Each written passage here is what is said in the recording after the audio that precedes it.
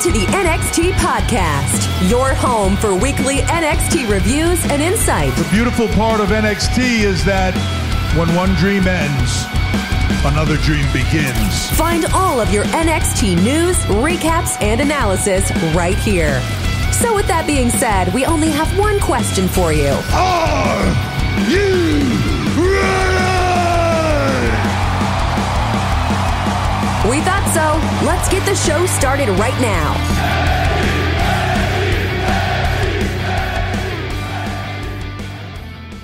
Ladies and gentlemen, welcome to the NXT Review.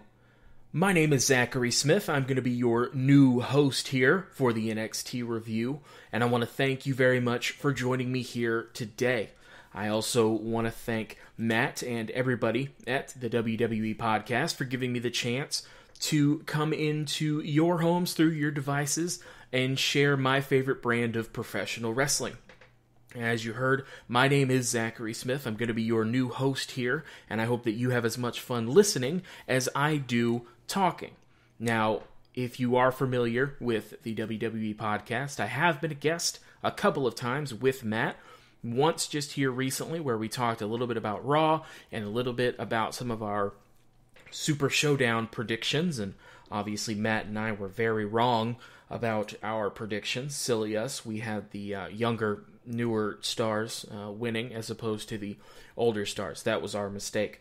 But I've also been on once before to discuss wrestling as well, and Matt and I hit it off, and when I asked if there was anything more that I could do, he said that a spot here may be opening up, and here we are. Now, for fans of this podcast, a lot of it is going to stay the same. We are going to be focused on NXT each week, what happened, what went down, as well as any of the news surrounding the show and things of that nature. Now, obviously, if we're going to talk about wrestling news, the biggest thing going on in the world of wrestling right now is, well, that a lot of wrestling is either being canceled or is happening without an audience. Now, that's created something of an interesting problem. For example, NXT this week was basically a very long promo package. Now, that helps to set up stories and make things feel big and give you more of an insight into things. That's definitely true. However, it also creates some interesting situations. So we've seen a couple of shows now that have had no audience that have been at the Performance Center. We've seen a Raw, we've seen a SmackDown, we've now seen NXT from their headquarters in Stamford. And now, obviously, now we're hearing that WrestleMania itself, we heard, is in Tampa Bay, obviously, and we heard reports that they were trying to decide whether they were going to cancel WrestleMania altogether, which seems unthinkable. Whether they were going to try and do it without an audience or reschedule it, what they were going to be able to do. Well, we finally have heard that the show is going to be emanating on multiple nights, and it's going to be without a crowd.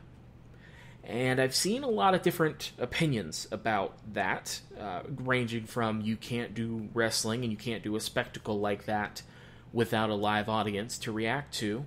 And I've seen people who think it could be interesting, depending on how the WWE does it.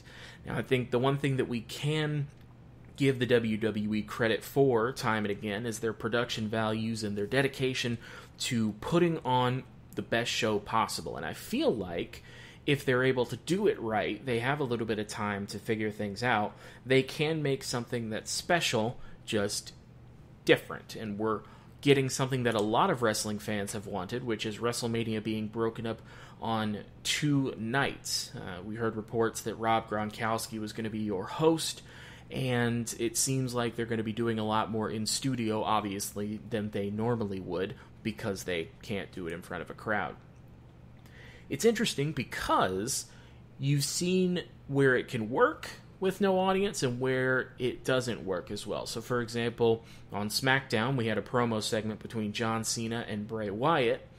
There, I feel like it worked very well because John Cena was just talking to Michael Cole, was getting his point out, and then Bray Wyatt interrupted him, and the Bray Wyatt character's creepiness really comes through a lot more when there's not an audience reacting to it. Then you're just in what feels like more of a real situation, and you feel as though something could happen there that wouldn't normally when you're taking pauses for the crowd. Now, on the other hand, you have segments like when Stone Cold returned to Monday Night Raw. Now, in any capacity, it's great to see Steve Austin, in front of a WWE crowd. But when you take that crowd away, it does take some of it away from it. It feels a little bit less special when you don't hear the glass break and then hear fans go crazy. You just hear the glass break and here he is. And then you have a segment where he gives a stunner to Byron Saxton. He's joined by Becky Lynch, and they do the beer salute, and that felt important. But it didn't feel as important as I think it would have if there had been a crowd there to react. It's just something that you don't necessarily think about when you're in the moment because you're just watching it as a show, but you really realize how important a crowd is, especially when you have someone like a Steve Austin who still gets some of the loudest reactions in the entire world. Now, as far as NXT goes this week, because of all of the issues with getting crowds together and things of that nature, we had what we usually have after a takeover. Usually after a takeover, we have basically a recap show where they go over what happened in each of the general matches and give a little bit more commentary. Sometimes they'll have a couple matches, sometimes it'll just be a recap show. Well, this time, seems as though WWE wanted their talent to stay safe and use as little of the crew as possible, so we're emanating from the WWE headquarters in Stamford, Connecticut, and we have Triple H and Tom Phillips as our hosts, just stand-up hosts. And that was a pretty good dynamic between the two as presenters. It didn't feel like a cheap version of NXT, where some of those recap shows can. This one didn't really, and the reason it didn't is because this show was dedicated specifically to one feud that's going on right now, and that feud is Johnny Gargano and Tommaso Ciampa, which is going to be taking place here soon. It's interesting because last week we saw the physicality between the two and Ciampa attacking Gargano, but what we did here is we basically do a recap which doesn't just go over this match, it goes over the history of their friendship as it pertains to professional wrestling. Now, we start off the package, it's just them in a room separately, and they're both just telling the story through their eyes. And it's interesting because they're telling the same story, but key points in the story change based on whose side you're listening to. So while something might be a big moment for Ciampa, Gargano might play that down, whereas when Gargano was rising up, you heard some of Ciampa's jealousy and his reticence to acknowledge it. So we actually start the promo off with them both talking about having a tryout for WWE in 2015, and you forget that WWE records everything, even if it's something like just a tryout and them lifting weights, because you see a Chuck Taylor in the background and you see all these trainees and you see a younger Gargano with a long kind of emo hairstyle, and you see Ciampa with a beard, but not his beard yet, not the beard of a crazy man yet. And it goes through them doing just like a tumble or a roll drill and them locking up, and they talk about how they had instant chemistry, and that's very rare that you have that right away with somebody. And it dawned on me that NXT does do a great job of building rivalries and creating issues between superstars without having to just have a 20-minute promo segment at the beginning. So a lot of times on Raw and SmackDown, even if it is a very good promo segment, you're still looking at basically 25 minutes of people talking at each other with a microphone.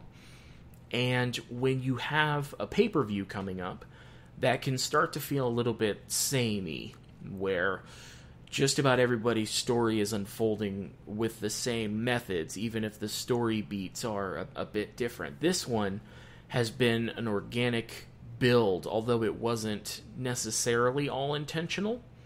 It has kind of morphed into something bigger than itself, it feels like. They talk about how they felt they did really well at the tryout, and they were sure that they were going to be offered the chance, and then they were pulled aside in a group and told that we only have so many contracts that we can give out. I believe the quote was, if you guys were 6'9", we wouldn't be having this conversation at all. And that was interesting to see that even, 5 years ago, we were still kind of dealing with this. This is a tall man's business kind of thing, where these two guys are tearing it up, and you've seen what they've become now, but them not getting a chance amounts to, them not being tall enough. It's something you can look back on now, and it seems silly, but at the time, that was a prevailing thought, even just 5 years ago, where WWE would be hesitant to give you a chance if you didn't look like Batista or John Cena. So they talk about how they get rejected, and that's obviously crushing for both of them, as it's their dream to work for, WWE. I don't know if Johnny did extra work before. I know Ciampa did.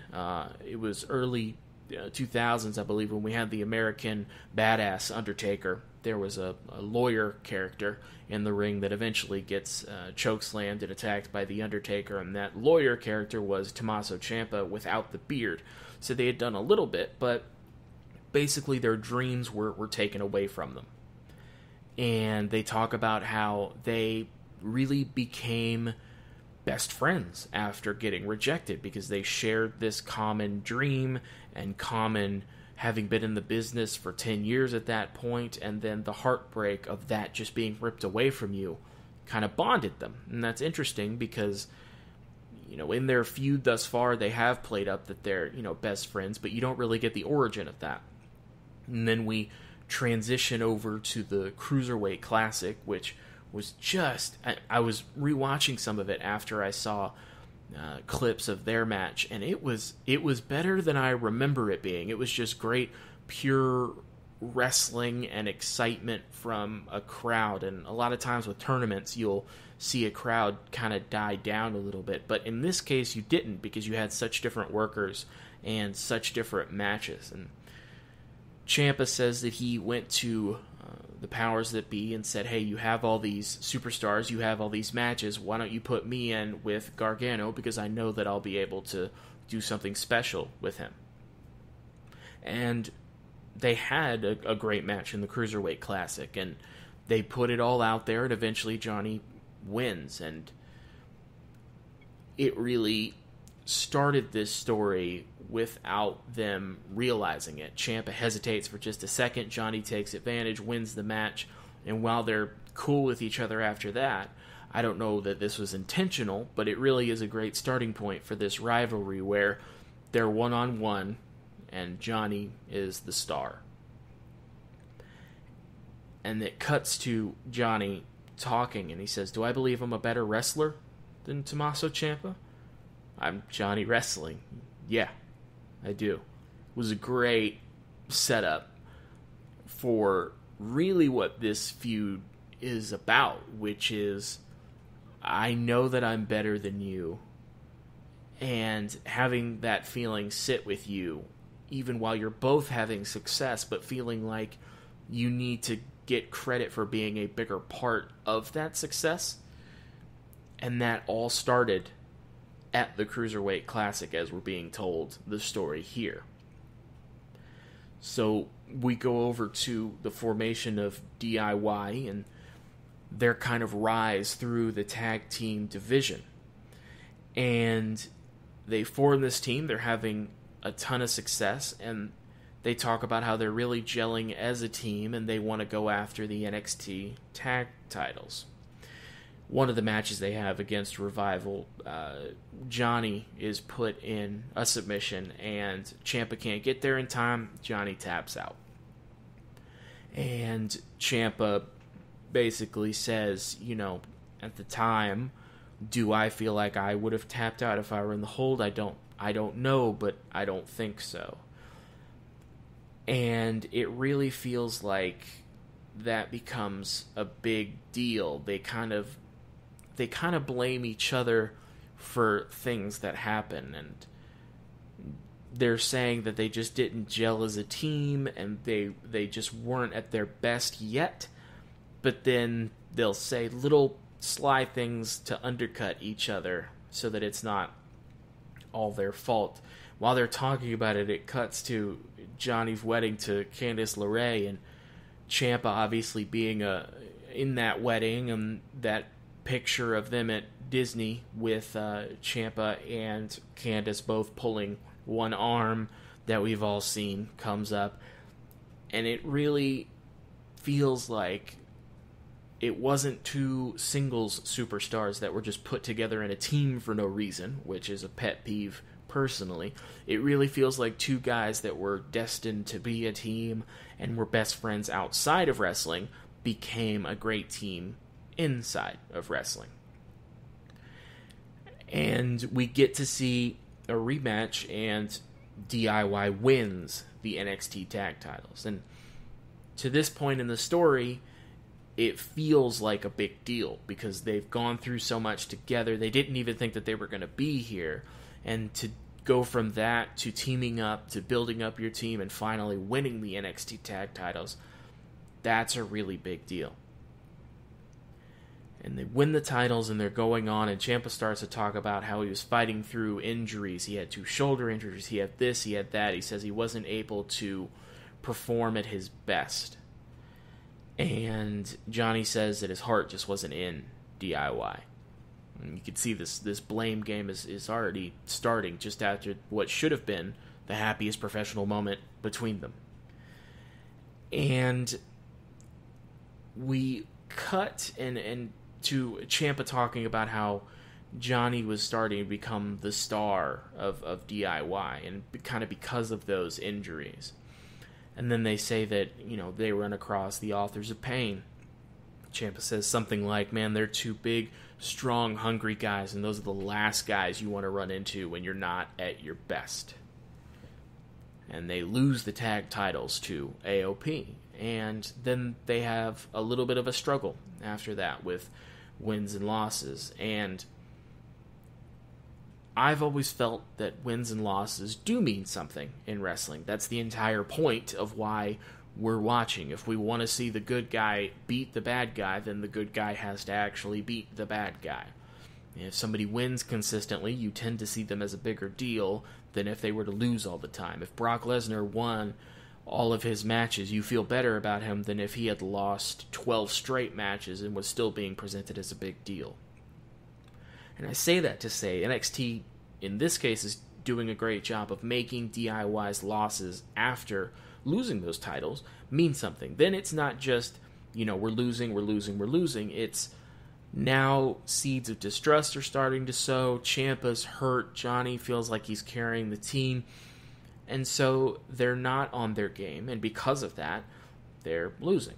And cuts to them winning the titles, but Ciampa, while they're talking about it, can only focus on how Johnny was the star of that match. He says he was very happy to be in it, but Johnny was really the star. Johnny says they were chanting Johnny Wrestling. They weren't chanting Tommaso Ciampa. Seems like it'd be a hard thing to chant. There's more syllables. But we are going through this match, and he's talking about how, Johnny really is the one that stuck out. And he almost seems sad about it rather than happy. And the famous match of NXT TakeOver Chicago, where AOP is defending the tag titles against DIY. And I didn't realize that this was back in 2017. I didn't even, for some reason, it didn't even compute to me that it had been that long. It feels like the rivalry's been going for a while, but we haven't actually gotten that many matches out of it. So it doesn't feel like it's that long of a story, but then you see the date stamp on there, and you really get a sense of, oh man, this is a big deal, and this was something where while I believe not a lot of this story was necessarily on purpose, it was well told while it was happening so that they would have multiple options. One of those options being that, we would have this rivalry come out of it. And we go to that tag title match, the triple threat tag team match, where they're trying to get the titles back, and this is the part where all of us knew that Ciampa was hurt. And this is before he's going to have to go away for a while. And again, they lose. And as these losses start piling up, they're starting to blame each other more. And Johnny, already we know, feels like the better wrestler, and Ciampa feels like maybe Johnny's just using him as a stepping stone up. And we eventually get to see the Ciampa turning on Gargano, and obviously doing that injured felt heartbreaking in a way. And they were already up the ramp and raising each other's arms, so you thought that the pay-per-view was just over and we were going to leave with that shot, and then no, it's an attack, and we're starting this part of our story. And so Ciampa attacks Johnny, and then they're showing clips of Ciampa when he came back, and I had forgotten that for that span of time, Ciampa was the most hated man in all of professional wrestling. He would come out with no entrance music, dragging the crutch behind him, and people would chant at him and scream at him the whole time. He would barely have to even talk. For weeks and weeks and weeks, he would just come out, walking out as slowly as he possibly could, and just the crowd would hate him immediately. And he would start to talk, people would want to boo him so that he would have to stop. It was really incredible to go back and see that, because you forget how big of a deal it is. And on the other hand, you have Johnny in this part of the story is just one of the purest baby faces I feel like I had ever seen. It starts to tell the story of Johnny not being able to quite get there after DIY, and at first it was because he was distracted. Zelina Vega threw the DIY shirt at him, and he gets distracted and loses, and then he just falls a little bit short. They go over Ciampa coming back to confront, or rather, Johnny coming back to confront Ciampa, and they show some of the clips of their matches, and again, you forget that they had this really incredible series of matches, and the cool thing is that each one of those matches was both telling a story and being a match of the year candidate just in terms of work rate. And I feel like it's hard for a match to do both. A lot of times you'll either see a fantastic in-ring match that doesn't necessarily have the story behind it, or you'll see a match that is not designed for work rate, it's designed to be a story. And those matches generally aren't as good in the ring from a work rate perspective. These really had both. And it's very interesting and very rare to see a match that's able to accomplish both things, and it's surprising that they were able to do it over a multiple series of matches. And we cut, and Ciampa is winning the NXT title. And the story starts to flip, and now it's Ciampa who's outshining Johnny. And that's interesting, because to this point in the story, Johnny was, for lack of better terminology, the Shawn Michaels. People thought that Johnny would be the one that kind of ruled over NXT if they broke up, and now here's Ciampa, and he's the man, and he has won the title. Now, Johnny is the one who has to look at his former best friend and just absorb the fact that he's not the face of NXT. And it cuts to a part of the story where Johnny wins the NXT North American title, and Ciampa has the NXT title. And it was during that period when it looked like DIY was going to reform, as they were both heels.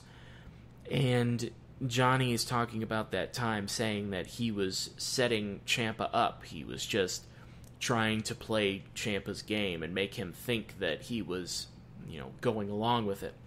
And unfortunately, we didn't get to see that part of the story, because this is the part of the story where Ciampa has to go and get neck surgery. And we've all seen the clip they used in here where Ciampa is talking to some of the other NXT wrestlers.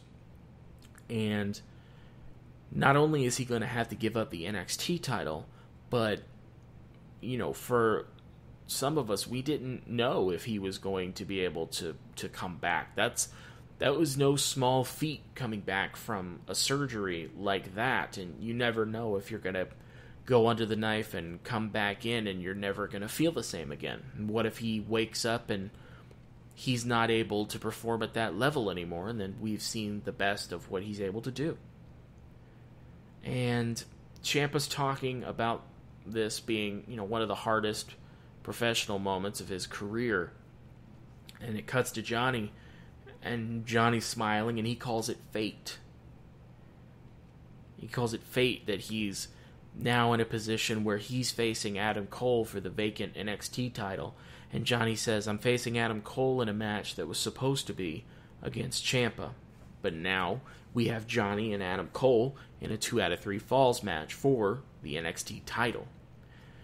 And again, you forget how great this match was. It's not the point of the rivalry, but they skip over a bit the Adam Cole-Johnny story, which was also very, very good, and made you forget about the Ciampa-Johnny story for a bit, because you had Adam Cole, who's this up-and-coming super heel in NXT with the Undisputed Era, and Johnny is just the consummate babyface who everyone wants to see win and keeps coming up short. Well, on this night, Johnny loses the first fall, and so you're in a situation where now you have to win 2 straight to win the title. And he does. So Johnny becomes the NXT champion. And on commentary, Mauro Ranallo and Beth Phoenix and Nigel McGuinness are doing a great job of making it important, and this local Cleveland boy has made good and come back and won the NXT title. And at this point, I didn't think that I would see Johnny and Ciampa face off again. I thought that their story was basically over. And we see Johnny celebrating winning, and his wife Candice comes out, and they're both raising hands, and Ciampa comes out and gives Johnny a hug, and they're all raising their hands, and it was a tearjerker of a moment, because you didn't know if you were going to see Johnny win the title at any point. He finally does, and he has what feels like the 2 most important people in his life with him at that moment. And eventually, we get Ciampa back. He interrupts Adam Cole as he's going back to the back, and makes it clear from jump without speaking, just by constantly staring, that he wants to win the NXT title back. He calls it Goldie. He says that Daddy's home. And it cuts to Johnny, and Johnny says that he doesn't understand why the fans are welcoming him back. He doesn't understand why people are cheering for this person who hasn't changed and who doesn't deserve it, whereas Johnny only did things for the fans. Johnny says that he, even because he does things for the fans, reforms DIY for them. He brings it back. And Ciampa doesn't deserve this. He doesn't deserve the Daddy's Home chant. Doesn't deserve any of it. We cut away. We cut back to Tom Phillips and Triple H. Tom asks him about that time, and Triple H really puts over how badly Ciampa wanted this, and the hard work and the rehab, because this is something that Triple H would know about, coming back from an injury and wanting to come back, and he puts over how important it was to Ciampa and how often Ciampa would call and ask if there was anything he could do, and really made it seem as though this was the most important thing to Tommaso. We cut back. Again, everyone's chanting Daddy's home for Ciampa because he's going to be going after Adam Cole and his NXT title. Johnny says maybe he even got caught up in wanting to believe that that guy was back. Maybe he wanted to be part of it. And then we cut to NXT TakeOver Portland. Earlier in the night, Johnny Gargano lost to Finn Balor in what was a really good match. And then we have Adam Cole defending the NXT Championship against Ciampa. And they're having a really, really good match. And the Undisputed Era starts to interfere and attacks Ciampa outside the ring. And eventually Ciampa takes them out and gets the upper hand. It really felt like during this match that Ciampa was going to win the title back. Ciampa kicks out of the last shot from Adam Cole, and the crowd is going crazy. And then there's a low blow, and the referee's taken out. And Ciampa hits the fairy tale ending, but nobody's there to count the 3. I always love when the crowd will chant the 1, 2, 3, 4, 5. I think they got up to 10 on that. And that's the moment where you start to feel like maybe we're in for something different here. And it cuts over to Johnny being out at the ring. He just run out. And at first it seems like he's trying to will Ciampa to continue and to cheer on his friend. And just before this, Adam Cole was going to hit Ciampa with the title belt. And Ciampa kicked it. It landed on the side of the ring. And at the same time, Ciampa grabs for the title. Johnny grabs for the title. And they just stare at each other for a moment. You see something of desperation in Johnny's face. And you see confusion in Ciampa's. Eventually, Johnny hits Ciampa with the title belt. And at this point, the crowd can feel it before it even happens, and the title belt shot leads Adam Cole to retaining the title. This is interesting because when this first happened, my biggest problem was that we were doing the feud again, but Ciampa was a face, Johnny was a heel, and I frankly didn't think that Johnny Gargano was going to be a great heel. He felt like a Ricky the Dragon Steamboat to me, where it's the kind of guy that is a face and then just stays a face for his entire career. And I was worried that he wasn't going to be able to portray a heel in an interesting way.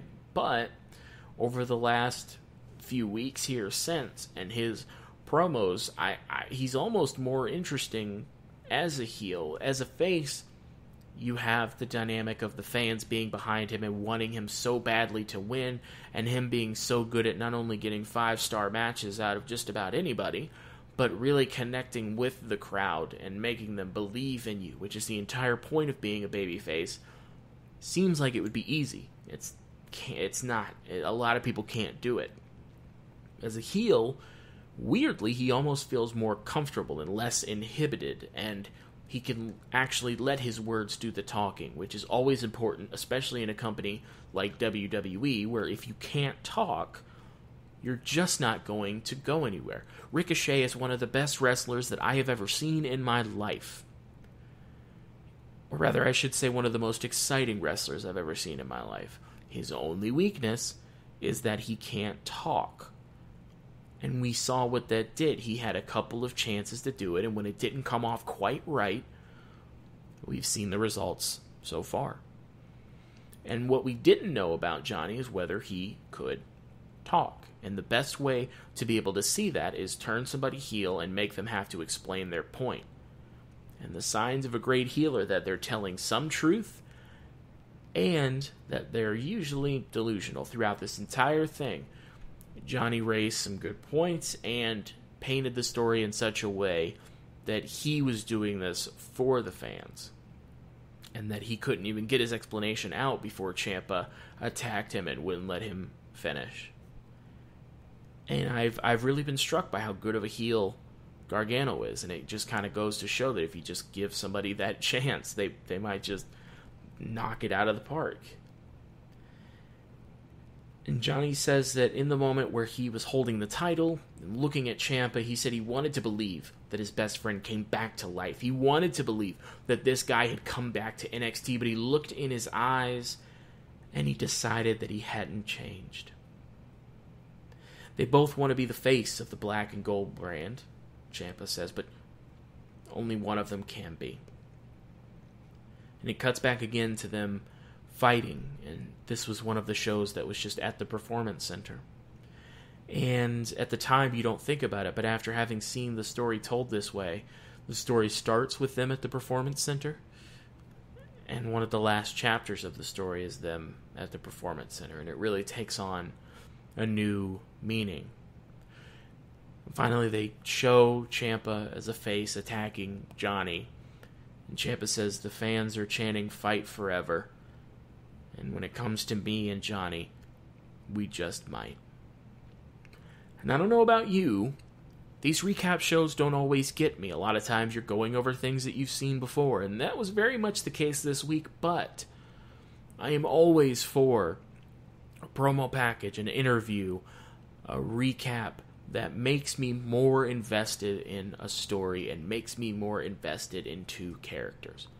So not only am I looking forward to Johnny and Tommaso facing off again, but I'm now more interested in Johnny individually, and I'm more interested in Tommaso individually.